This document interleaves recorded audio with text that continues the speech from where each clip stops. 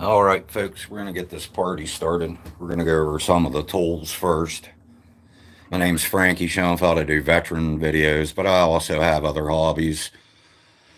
So we're going to go through some tools you need to tie your flies with.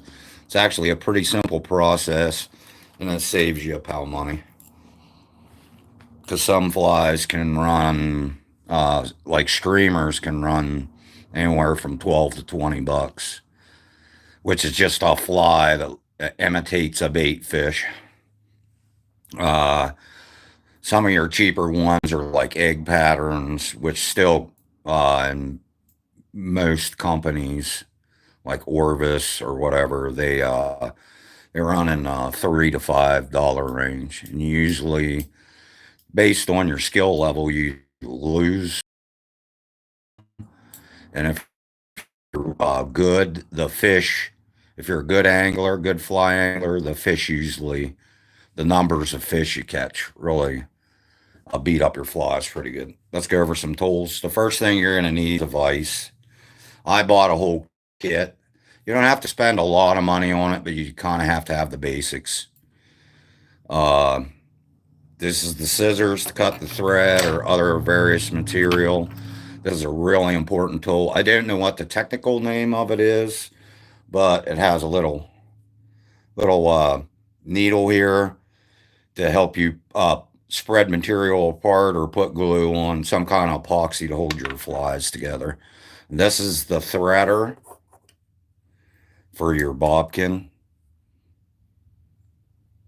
When you're tying streamers, we consider them junk flies, but when you're tying them, your thread doesn't have to perfectly match what you're trying to tie.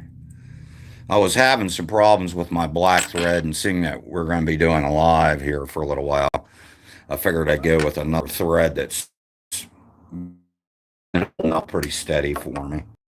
It's an olive, brown olive.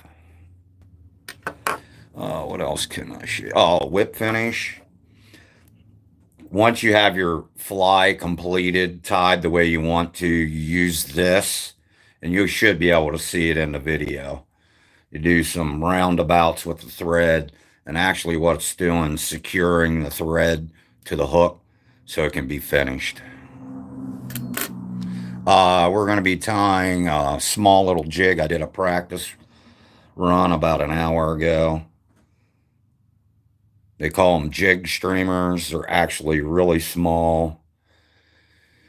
Imitate a bug or a small bait fish. This is like a size 12, so it's pretty small but very, very, it's a very good attractor for them too. I mean, they really like the tiny stuff, even the big fish. But it's a versatile fly. You can use it for bluegill, crappie, trout. You can use it for about anything. Perch. We're going to tie it in black. So I have a little bit of copper wire here. It's to put like segments in a little bit to kind of show the fish that you're trying to get. In trout, it shows the segmentation in the body of the fly. The wire does. You'll see it when I complete it. This fly is pretty simple to tie. All you're really going to need is some marabou for the end of the hook at the back part. It gives it a lot of motion, so fish are generally attracted. This little fly will catch smallmouth. It'll catch a lot of stuff. I like tying them this time of year because a lot of anglers locally, they really fish hard for stockfish for about a month, and then there's usually abundance left over. This will catch wild brown trout, stock brown trout, native brook. I tie a pink one, which will be another video if this goes well, but it's in the same kind of pattern. Brook trout seemed native brook trout up in the mountains. I did post to my TikTok stream that I fished here locally. I just showed pictures of the stream I was fishing. It's a fairly small stream. Native brook trout generally live in the mountains, and they're usually a pretty small fish. We're going to be using a bead. It's called a bead head. For the, what do we got here? Scott Emerger hook, size 12. So, and you can actually add lead wire to the shank of the hook if you want to, if you don't think it's going to get deep enough or the fly itself's not heavy enough. I'm going to probably be using these for like crappie and bluegill, and you can run that rig on a fly rod too. Whether you call it a bobber or a strike indicator, it's the same thing. It's a float. And this actually, I'm going to tie a smaller one, and then I'm going to tie an actual streamer. And it's basically in the same concept. And this is a size, I believe it's a size 4, which is a bigger hook. Thicker wire, more sturdier, will take a decent pounding. Seems to be the craze now, the little jig streamers like this. Seems to be a craze right now. I was using them a long time ago, before they came known to the fly fishing community. It was kind of my own little thing going on. Then a lot of people jump on the bandwagon and use them because they want to be productive. And if you don't think I was an experienced fly angler at one time, just get on Instagram under Wildman Shoenfelt. What happened was my account really grew, and I got to about 11,000 followers, and I was just about to start the process of being monetized on Instagram. And I had a bunch of problems with my Instagram then. You put the bead on first, your hook. This is a barbed hook. I usually use barbless, but I had some older style hooks around, so I figured I'd tie these jigs on there. I always check to see if it has a barb before I put it on while I'm fishing. Hopefully y'all can see that. The idea is to make it a little compact, like it's a wee little bait fish. That way it'll be more productive. Even the smaller fish will like it. Because once like a wild brown trout gets to adult size, which is like, I don't know, varying on stream locations and parts of the country. A mature brown trout's like 4 to 6 years old, and they can vary from 18 inches to 26, 27 inches in some places in the country. Here in Pennsylvania, typical 4 to 6 year olds, probably 18 to 20, 21 inches. But we have a lot of fishing pressure here. And unfortunately, a lot of them don't make it to that ripe old age. The comments are shut off because this is designed for children too. And I don't need anybody in the comment section making derogatory statements. So, what I'm doing right now is just putting down a thin thread base on the hook so I can tie the rest of my materials in. Some of the guys, they're really short with their tags. I leave mine kind of long so I can cut the material off easily. And it's better to kind of like stack your excess material that you cut off or whatever. So we're going to go with this black marabou. And this kind of puts action at the back end of the fly.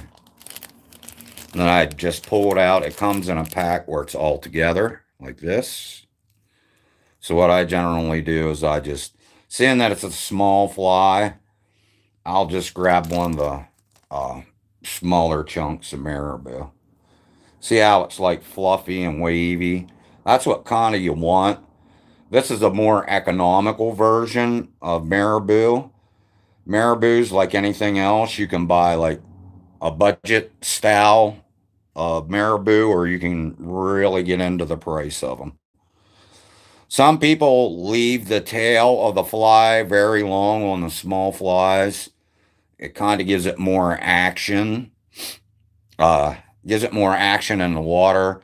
And being small, no matter what size the trout, crappie, or bluegill, it'll be small in appearance, so they'll ingest it quicker because it's like a tiny little morsel to them.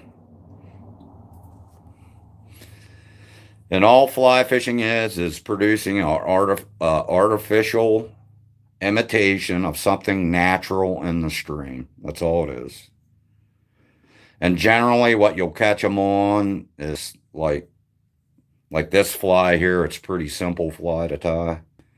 What I try to do, the shank of the hook, I try to make the tail me personally, I try to make it a little shorter than the shank of the hook. Then you just pull your thread down a little bit. Secure it. Make sure it's secure on your hook. And then I take my trusty scissors and I cut most of the material off. It'll give a little bit of like a head appearance on it. I know a lot of guys are really meticulous about it. But you can actually pull the material back a little bit. A lot of people flip out with the fuzz and stuff on there. I think it gives it a more natural look too. Some people make them really, really compact. A lot of people make a big deal on when you put the wire on, when you don't put, oh, we had a break. It happens. I have some pretty thin thread here. So what you do is just take where it broke off at, snip off. We strive not to break the thread. I probably should have a little thicker thread, but I'm just starting to get back into this. You take your threader, what I call a threader. I'm sure the gurus have another name for it. I'm a little nervous, so I'm shaking. So what you do is thread that through there, just like that. Grab your thread and place it right through that. Looks like a triangular hole.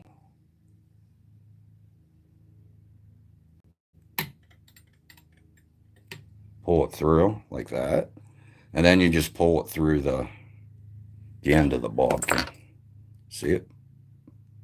Now you're rethreaded. Sometimes your hook point will stick out a little bit too and it'll break. And sometimes it goes on how the manufacturer spends it on the actual thread, actual spool itself. So I'm trying to go a little ginger here. And every once in a while, just check the fly to make sure you don't have excess thread hanging someplace. Like I said, it's to represent like maybe a little bait fish or a little nymph that's swimming around in the water, and the tail gives it like extra motion. Uh, on this fly, I'm using copper small wire, ultra small.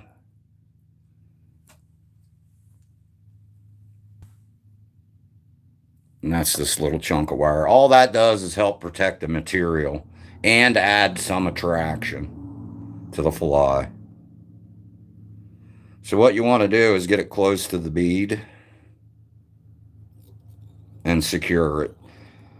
Some people put them on under the material, but if you put down a decent enough thread base, you won't be able to see it anyhow.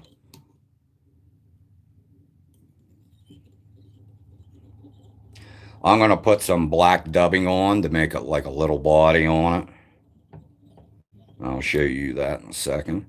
And what you want to do is tie your thread back to where you have the wire and the tail on, so you can put your dubbing on.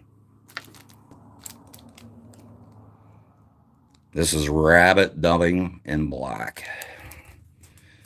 I'm kind of going slow because I don't want to really miss anything. Like I said, some people put the wire underneath. They say it protects better. But if, like I did, honestly, I forgot to put it on. But it's not that crucial. There's a lot of things. There's a really big misconception in a lot of fishing. And you don't need $1 million fly rods. Now, if you can afford it, and it's something you budget for because you spend a good amount of time on the stream, then by all means, purchase the higher end stuff. My advice: spit the fly out. No big deal. It happens. Then I just put on like a little body on it. That's it. It's a really, really simple fly, actually. Then I counter, spin the wire on, because my thread was going this way. So you go the opposite way with it. It helps secure it better. Then because of it's a streamer, I kind of wrap a couple wraps around right behind the bead with the wire. With the higher end vices, you can actually just, because the wire's so thin, you can actually just yank on it. If I did this with this economical vise, it would probably not be good. Not probably, it wouldn't be. What you usually do is just with the better vise, because it's more sturdier, it'll hold the fly better. You can actually helicopter spin this till it starts getting brittle right against the material, and then you can pop it. You just pull on it and it'll break. Yeah, we got some people watching. If you want to leave a comment, I have a TikTok account too. Same name, just small case letters. And here's your whip finisher. I think, yeah, we're good. We're still on fly. What I do is I pull down on the thread some, because you're actually going to need a decent length. You take this and you run the hook on top of the line like this, and this little finisher, it'll actually secure it all down and make a half hitch knot. Some people do it with their fingers. When I first started back at this, I forgot to get a whip finisher, so I was tying a lot of my flies without this, and this just makes it so much nicer. It's a pretty simple process. I do it a couple times. Most of these kits will come with a cement. This is probably not a name brand. Yeah, it says Wasp Fly. It's like a glue to help protect the thread at the base here of the fly. And It protects the base of it and protects, it's like a cement. It helps protect the material also. It's a pretty simple process. A lot of people get really in depth with it, but the basics, it's like anything else. The basics are pretty simple. I think a lot of people try to beat on their chest and like I tied this awesome fly and that. If you have the a proper drift with a decent looking fly and you know water, that was my big thing when I was a pretty decent fly angler. I knew great water to fish. I knew where they call them lies. I knew where the fish wanted to be in all parts of the day, and that really helps you out. I'd say being an angler is only part of fly fishing. The more you know water and what species you're targeting makes for a better fisherman. And there's the finished product right there. It's kind of small. You'll see when I tie this bigger one. But it's really effective. And you should be able, I'm hoping you can see the ribbing on there. It's a copper ribbing. It's just showing some segmentation because your main flies, your main nymphs, if your segmentation's really good, because the insects that are subsurface, their bodies are in sections, and that's what you're trying to replicate by putting this ribbing on there. Sometimes they like silver, sometimes they like gold. I'm not a silver guy. I never did very well unless I was targeting rainbows with silver. I generally targeted pretty decent wild trout, wild brown trout. There's three stages. There's the native, like the brook trout that lives in the mountain. They're usually very small, and they've been here forever.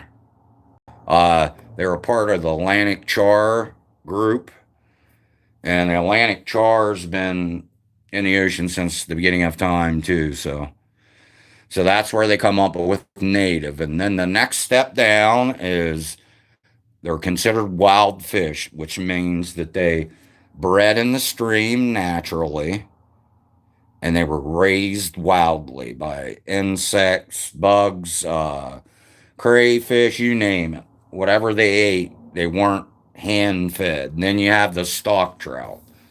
They're usually generally hand fed to grow a certain length within a short period of time. That way they can pour them in the streams, and every angler has a chance of catching them.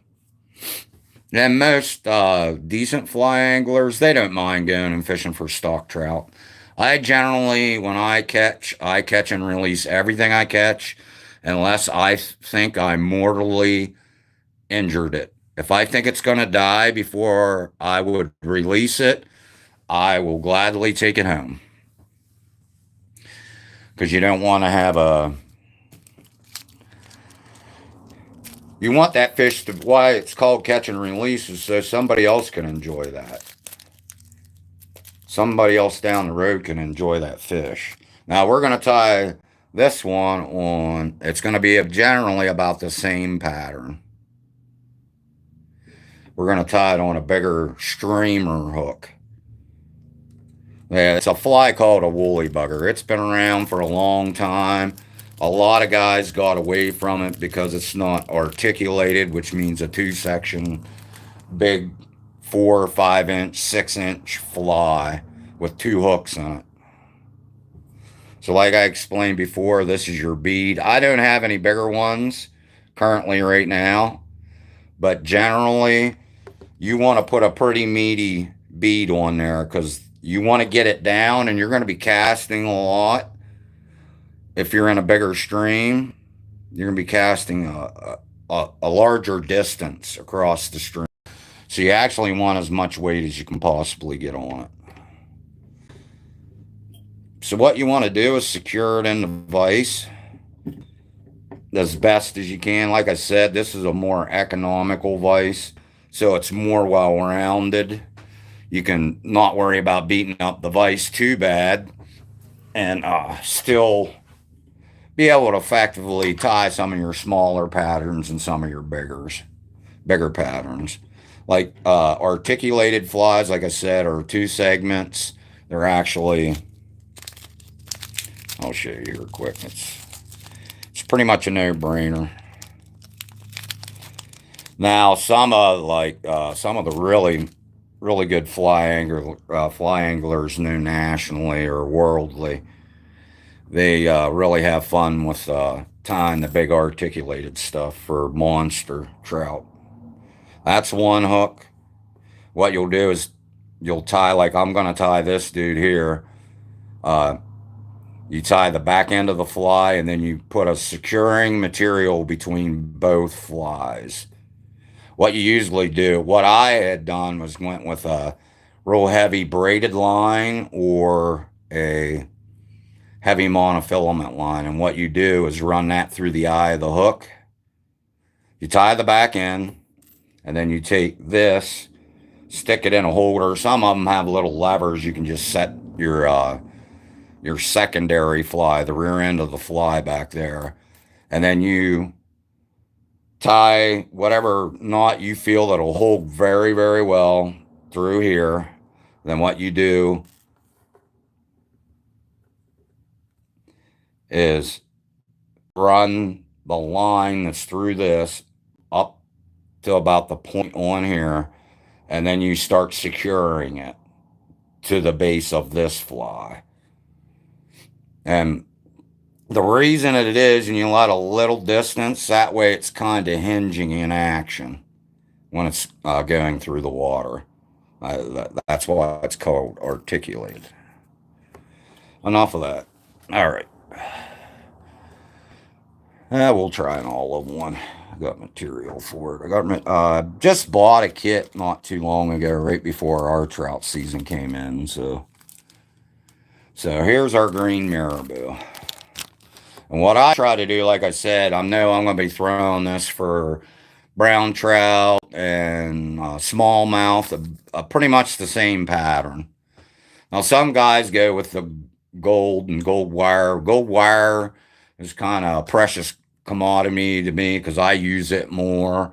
But for fly, to show you guys how you actually tie this, I'm kind of using a mixed barrage of excess materials that I have. So then this is 20. It goes down to 10. That's a lead wire that I'll wrap around the hook here to make more weight. And you can double wrap it or single wrap it. The key is once you have secured it to the hook, I'm just going to put a little bit of wire on. I don't know, 12, 13, 14 wraps. And it's kind of a leady wire. So you can actually push it up into the bead. Ooh. And try to break it off. There we go. What I do now is I just push it up in the bead. Helps secure it a little bit sometimes. And I break off the back end, and it's just a lead wrap. I know guys that put like that many wraps on it, and then they do what they call a double wrap. They'll wrap it again and wrap it again with bigger bead sizes on too. With my streamers, if they're swimming decent, and I can't get them down to the depth I think the fish is, or I can't cast very well with it, I'll put on a split shot. Even though I mainly Euro nymph, which is just using fly weight. That's it. No split shot, none of that other stuff.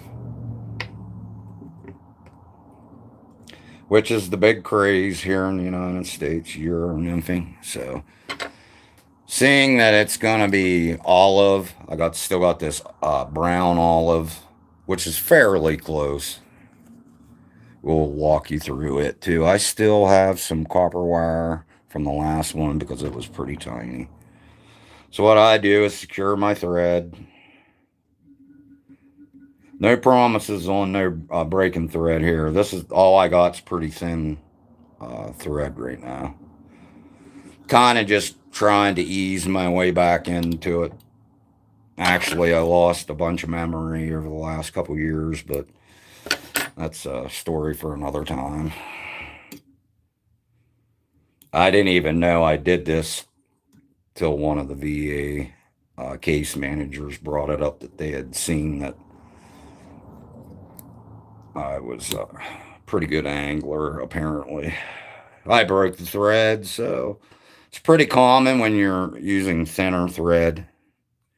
I elected to get thinner thread because I was going to be tying the flies I generally use. This is just to give you a basic knowledge, and don't be afraid. The fish will tell you what they want to eat. If you're tying your flies and the fish are eating them, just try to improve the pattern. That's it. There's a lot of people that will give you, I call it false advice. You got to figure out what works for you, not Jimmy, Bob, Mary Ellen, the whole 9 yards. You got to figure out what works for you. And the great thing about fly fishing or fishing in general, there's a million ways to do it. You just got to find your way through it. I'm not saying discard the basics and how you tie your leaders and how you tie your flies, because that'll give you a basic concept of everything. And it's up to you to tune it or keep following the herd. Because what ends up happening, if your pattern looks like somebody else's pattern and they've been using it, you're probably not going to fare too well. Maybe in a stock stream, but when you get into wild native fish, they're kind of pretty, it sounds odd, but they're kind of finicky in what they eat. So, but if you're tying flies and you're ever second guessing it, the fish will always let you know. So if you're catching fish and you think your flies look like junk, it doesn't matter as long as that fish is eating it. And if you take your time to revise the pattern you're tying and you start catching more fish, I developed a couple fly patterns that work for me year round, even in the dead of winter. And various very heavily pressured streams here in Pennsylvania. And they always have done well for me. So after I designed 2 or 3 of those flies, I'm not keeping them secret, but I'm sure not showing anybody, that's for sure. It's not a greed thing, it's just I know the patterns that I tie, the material I use, it's all pretty simple stuff. And I want to enjoy myself on my outings. Some days, even with the pattern you know that'll catch fish, sometimes it just won't catch fish. Seeing that I forgot this the last time, I'm going to tie my wire in now. That way all the material goes over top of it. And if my phone is beeping and carrying on, it's either people that I know or people from TikTok, because I kind of have the alerts and everything else shut off. Yeah, I wish I had thicker thread right now. I wasn't really planning on doing this. I thought, probably be decent to show people how average people. I'm at best an average fly tyer. I'm not the best at it. And the part of fly fishing, it's the thing I least like. And it's the thing I like the least, and that skill level is probably just a hair above a beginner. Wasn't really shown. I watched some videos on YouTube, and I believe 1 or 2 people gave me some basic concepts on it. So we're going to tie the marabou tail in now. This will be an olive green. And what you kind of want's this, but you want it at the end of the marabou. I already used this, but when I get low, a lot of people won't do it. They'll just throw this away. I'll actually take the marabou that's kind of wavy, and I'll use it for the smaller flies. But this one was already used. I tied a couple of these. They're called woolly buggers. Pretty simple tie. So I'll pick out a feather that looks kind of, see how it looks really fluffy at the end. That's kind of what you want, because when it's in the water, it'll have more action and look more realistic. And you can switch things up. You can have a olive green tail, because sometimes they like that, like smallmouth. They'll like a black body and an olive tail, or vice versa. They'll like a black tail and an olive body.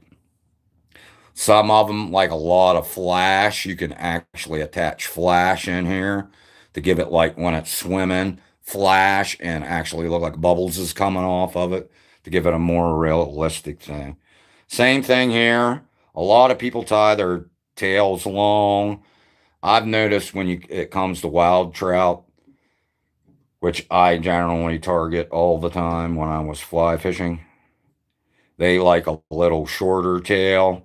I do too. That way, if they're short striking it, they're just grabbing it by the end of the material. The marabou, they're actually very, very close to the actual hook. What I do now is pull up the material. It doesn't have to be perfect. You're going to be tying thread over it anyhow. You just want to make, I know a lot of guys get in there real in depth, but it doesn't have to be that perfect.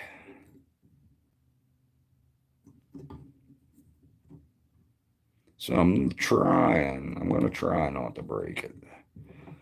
A lot of people leave their tails really long. I noticed with my angling, even with smallmouths, when I have a longer tail on it, I don't get as many solid hookups. When I keep the tail fairly short, almost the length of the shank, I have a better hookup ratio.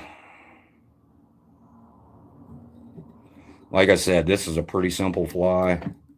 You want to kind of have some of them with a slim body, because varying parts of the year, what this fly is trying to represent. Some of them have little bodies, little fat bodies. Some of them have thinner bodies. This pattern myself, I noticed variations in the sizes of it does make a difference. So we're going to take this Chanel. It actually like puts bulk in the body. And you're going to cut off. This is a pretty small hook. As far as streamers, it's probably a 4 or 6. They may actually make them. Cut it a little long, just in case. I won't need all of it, but sometimes you just get it right where you cut enough of this that you'll... what you want to do is start back a little more, because you kind of already have a decent amount of material. I'm not sure why this is doing this today, but it's probably because I'm tying. Usually it's pretty lickety split, and I'm actually going a lot slower than I normally would. That way you as the viewer can see it. I secure it. It's starting to get a pretty nice little head on it already, right behind the bead. Some people go really into depth on this.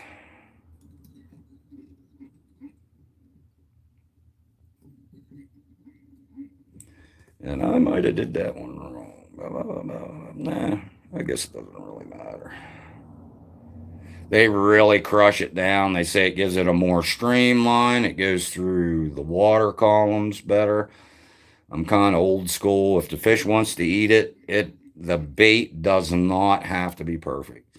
Like when your hatches are going on, I know a lot of guys that are dry fly fishermen, when they're being really finicky, it makes a huge difference. But generally, when there's a large hatch of flies going at one time, they're generally not real fussy. It still has to have like the general body and the wings, I say they get more finicky or more selective of what they eat when their bellies are full or they're not really being very active. A lot of our nicer trout here in Pennsylvania, they'll make themselves, I call it, readily available when the big hatches are going on. We have sulfurs here. Sulfurs that are coming up. We're kind of, the weather's been all over the place. So the granums have come and gone and come back, some of them. And so now we got the body tied on here.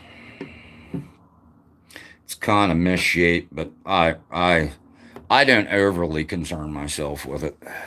I know a lot of people will be like geeking and flipping out. So, but that's them. Like I said, if this is coming through the water, if it's coming through your water column and they're actively eating, they're going to eat it. If they're being that fussy, you're probably not actually being very productive while you're out fishing. If they're going to be that fussy over something that's going by them at a moderate speed, they're more or less attacking it. They're not. And that's the good thing about wild trout. When they devote themselves, they devote. If they say, I want to eat that, they usually, a wild brown trout, if they fall strike it and aren't sure what it is, a larger one, they'll come up and fake strike it, like hit it with its tail or its head to try to injure what you're presenting to it. They automatically swing back and come back. So if you get a false strike, never yank it totally away from the fish. Kind of let it do its natural thing, but then come back in contact and start stripping the line again. And a lot of times when they do that false strike, everybody sets the hook, gets real mad. Oh, I missed the fish. And if you would just be patient through the process, probably a high number of those fish will come back. Because why I like the wild brown trout is they're pretty vicious. What this is hackle. And once I tie it on, you'll see what it's for. I usually start at the head. I trimmed a little bit of it off so it secures to the body of the fly better. Trim a little bit more off. That way it goes against it flat. And how the head is, it really matters. Because you want it kind of like a bulky head. And if you don't start back, your material will start blocking up. And then you won't be able to whip finish. I try to leave a wee little gap between the material and the bead head, the back end of the bead head. That way I can whip finish it a good bit. And I'm going to be pulling wire up through this and thread. So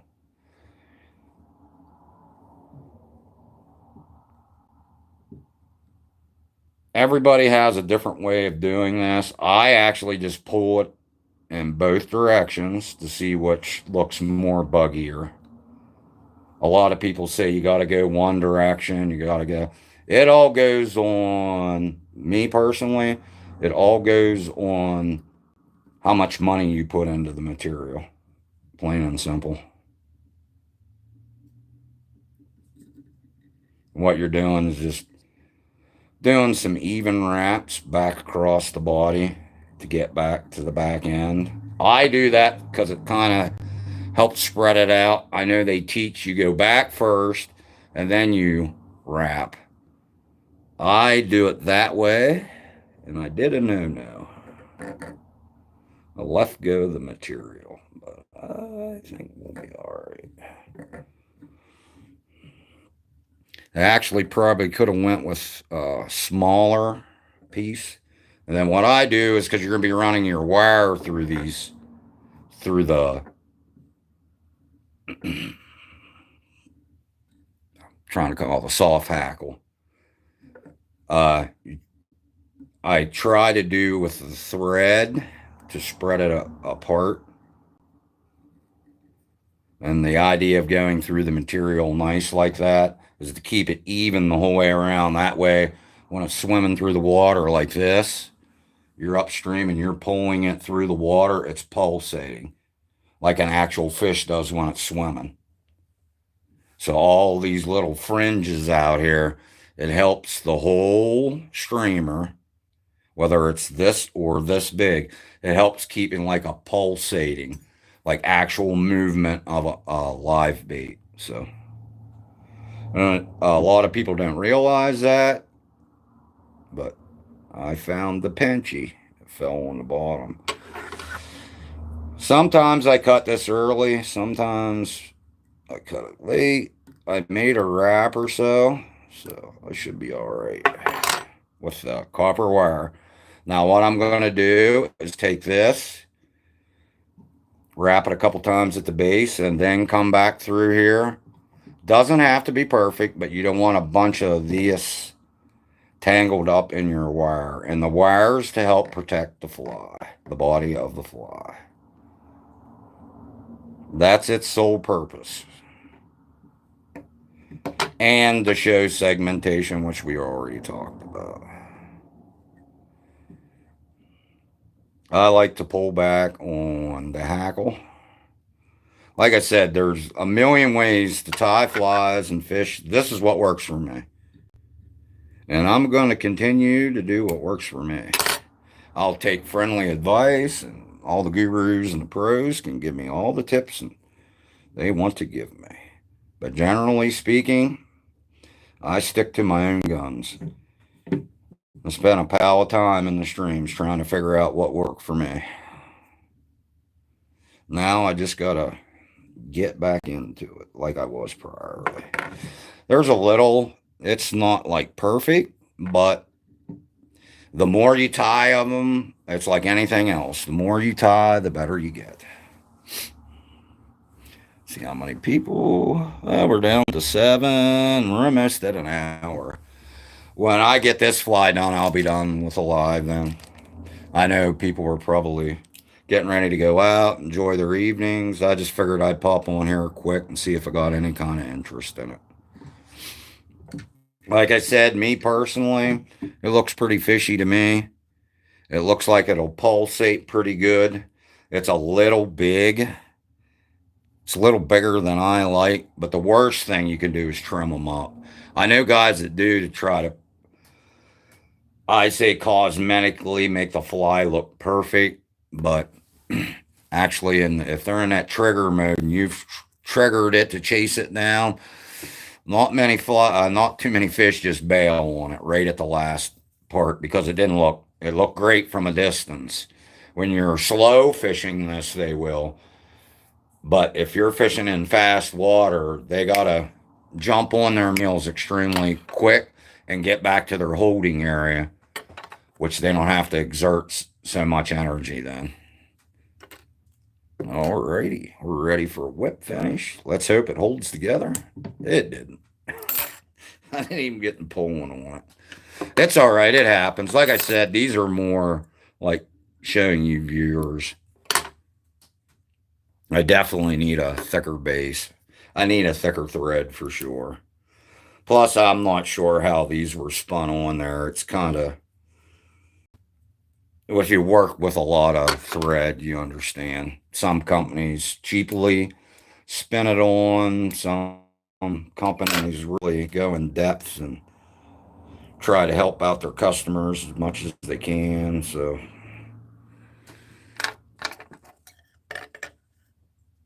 like I said, this is all economical material. Like I said, if this gets enough views, I'll tie you a little brook trout jig. And then I call it the rainbow killer. I'll tie you a woolly bugger or articulate, a 2-hook one that I had great success with for rainbow trout, big rainbow trout. Some of it was jigging it. Some of it was like streamer fishing it.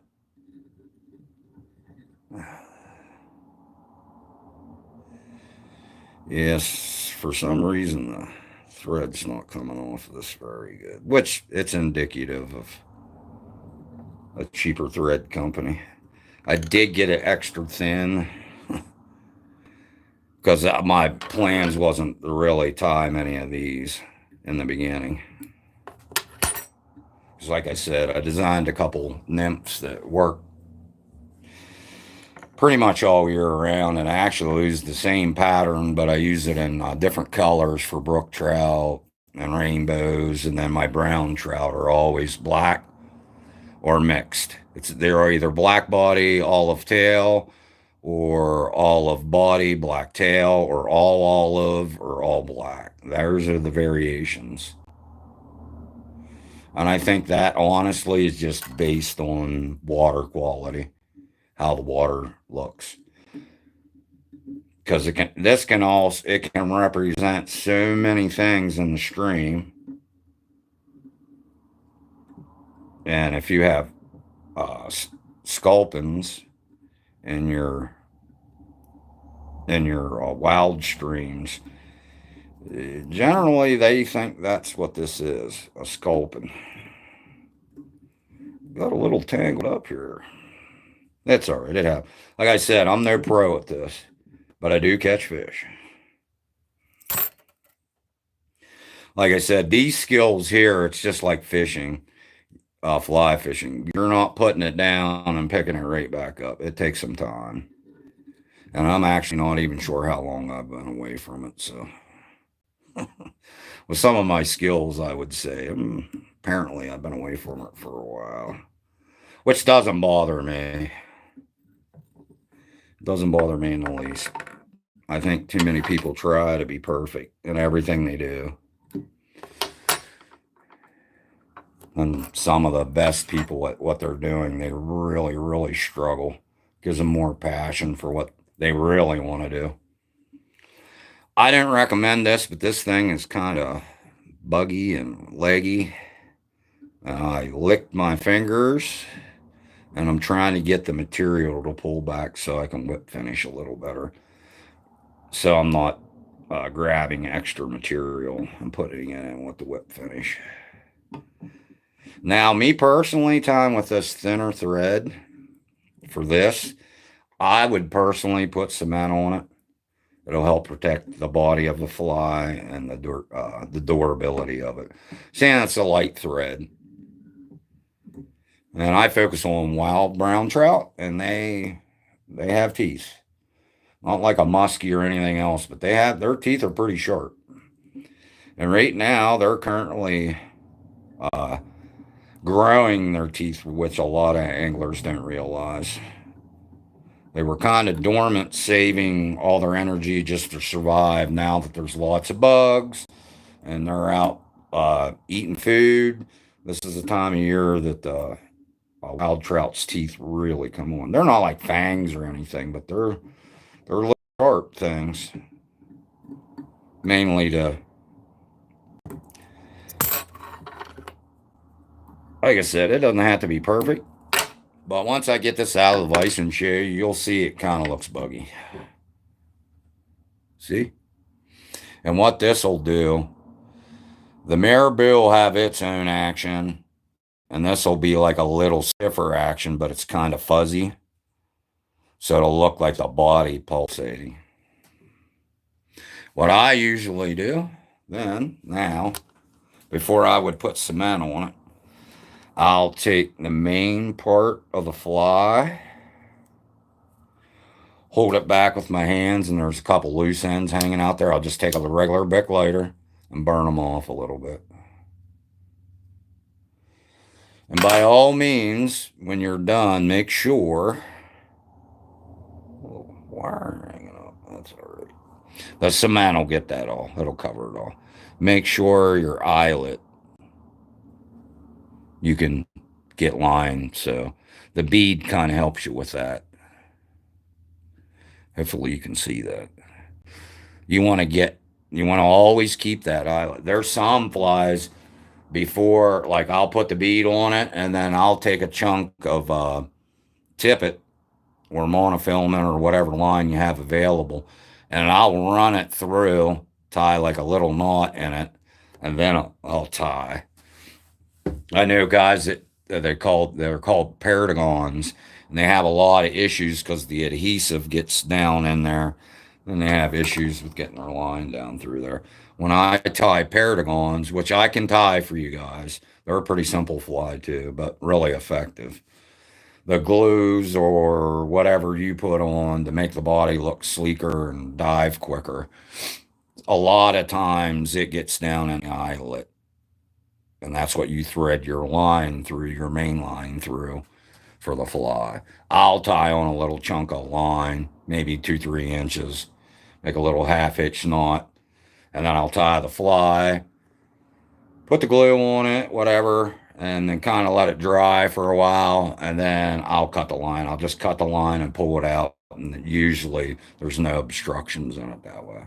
I like it. It's probably one of my uh, first bully bar. I think I've only tied 2 or 3 so far. And these can vary in size to, I think, 0 aught or something like that, which would be a pretty big hook. You can buy them. I call this a shallow hook. It actually has a shallower bend in it. You can put a lot of material on it. They actually make streamer hooks that have a big belly in them, like really, maybe about the same length, but the curve in the hook is a lot more. It's bigger for bigger predators that you'll fish. But let's see where we're at here. We're at 57 minutes. At 10 likes. At one point, I think we're in the 30 or 40 range with viewers. That's okay. It's all testing to me. If people like to see me tie flies, I'm going to continue to tie flies. That's what you got to do with social media, too. Everybody says, this is my niche. Generally, you don't get to pick it. I tell everybody to do 5 videos of 5 different things you enjoy doing and post them. Post like 2 rounds of them. Maybe post 2 in one day, and the other three videos, post them the next day. Do that about 3 or 4 times. You'll come up with what people want to view through you. I hope you understand that concept. It's pretty simple.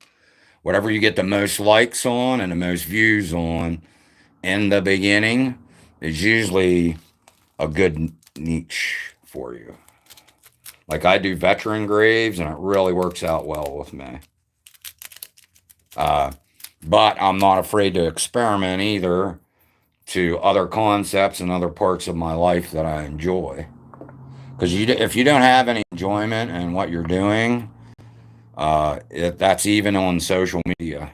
Some people like to be live. Some people like to interact with people. Some people like to show their niches off. Some people kind of like do a bare minimum. It all depends on you. But once it's established, that's the one you should stick with. Because the AI will see it then, and that's like something you're really interested in, and most of your videos are that. Sometimes people get thoughts in their brain that this isn't their niche, they're not doing it. That's fine and dandy, you can have it, but if you want any kind of following, or if your final goal is monetization, AI will select that for you out of 5-10 styles of videos you like to shoot. And it usually doesn't take very long to establish what people like to watch you do.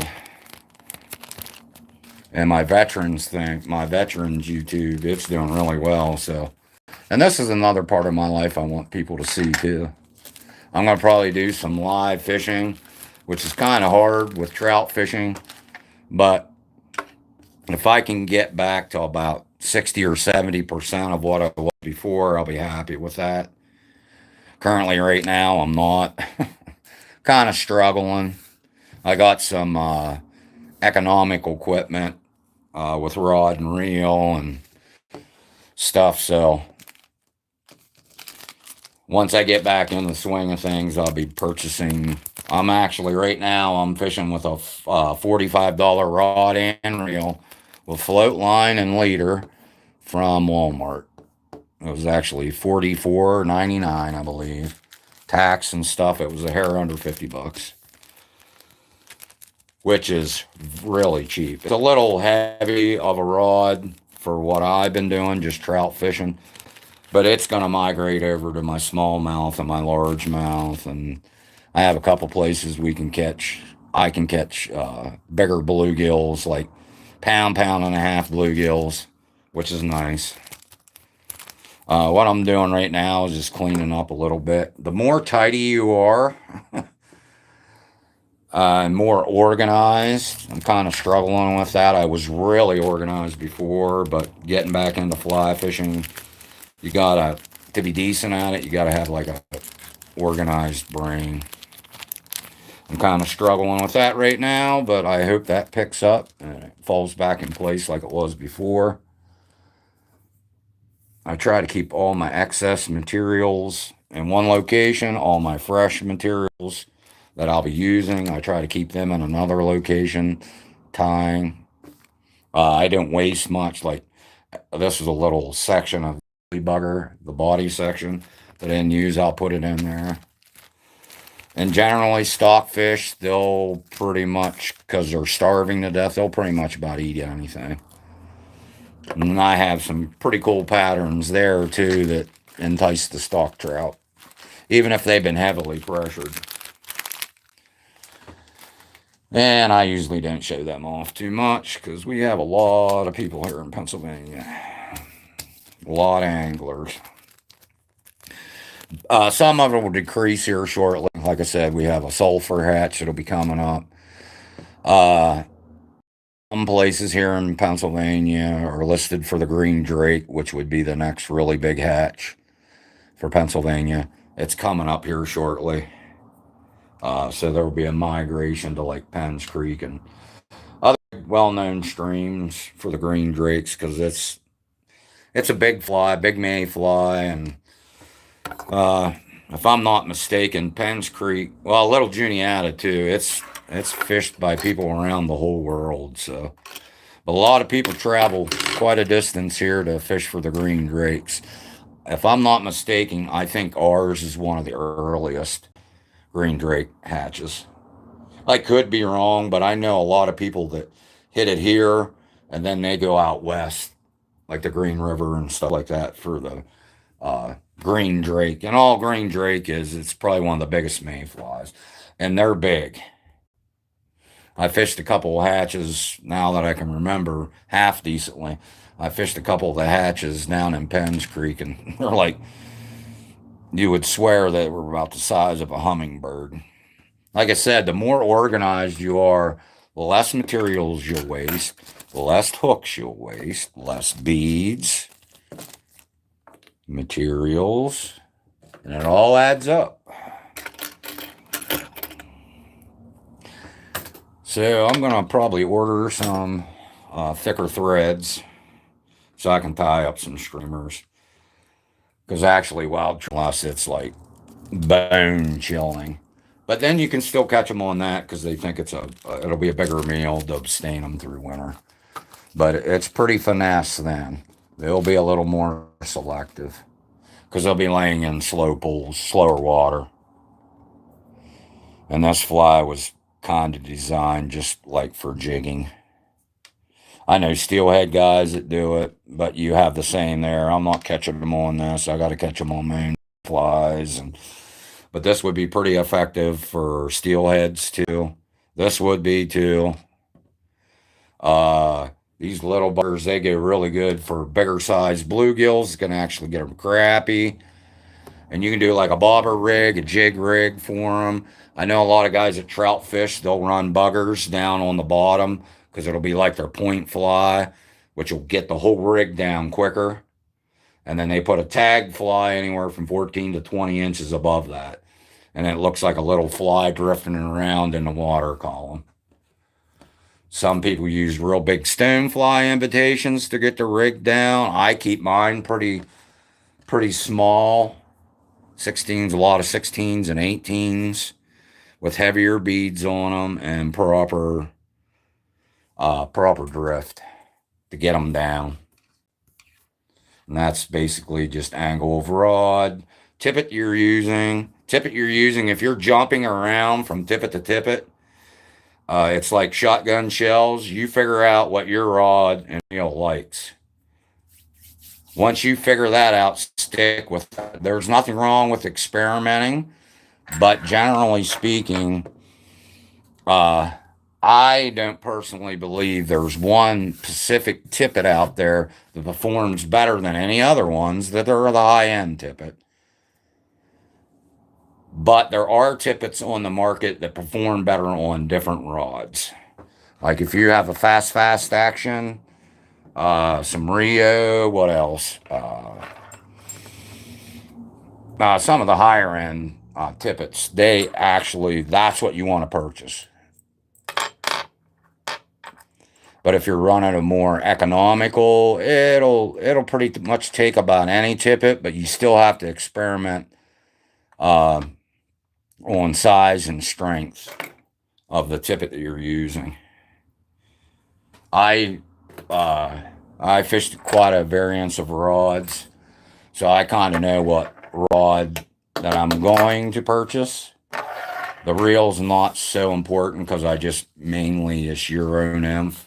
And this rod here is going to be my bass, smallmouth, crappie, bluegill. I do carp fishing too, cat fishing with it.